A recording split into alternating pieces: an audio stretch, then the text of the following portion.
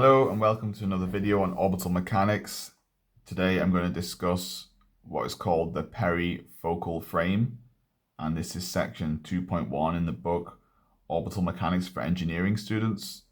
Just a little bit of theory before we move on to the next section and answer more questions. So the perifocal frame is just the frame that is aligned with the periapsis.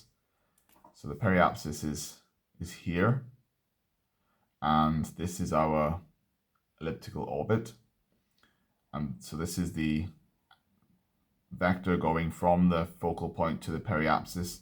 This is the vector at 90 degrees to that.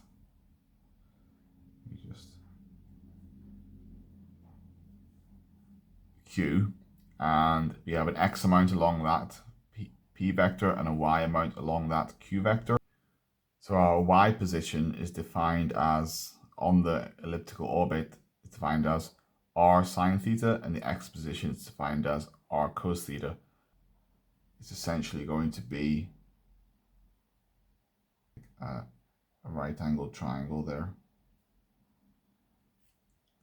So sine equals opposite over hypotenuse, cos equals adjacent over hypotenuse. So that works out fine.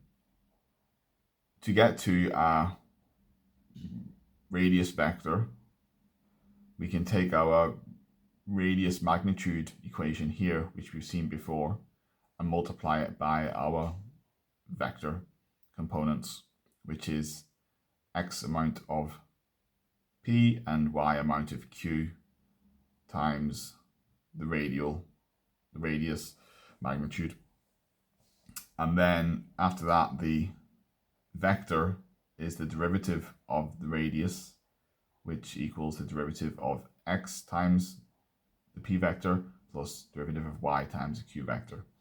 And then we can get x and y derivatives via the product rule against these two equations, which turn into this and this. And then we can also say that r derivative is actually, well, it's the radial velocity. It's the velocity in the direction of the radius, which is, and we know what that is, we've seen it in previous videos, it's mu over h e sine theta, and r derivative of the true anomaly, which is the angular velocity, which is a well-known equation, v equals rw, so the velocity equals the radius times angular velocity. And we know that the azimuth velocity is mu over h upon 1 plus e cos theta from previous videos. And so taking that value and that value and inputting them into here, you come out with x and y, and then putting that back into here, you come out with the velocity. That's how we can work out in 3 dimensions what our velocity vector is and our radius vector is. If you have any questions or you think I've made a mistake, leave them in the comments below. Thank you. Goodbye.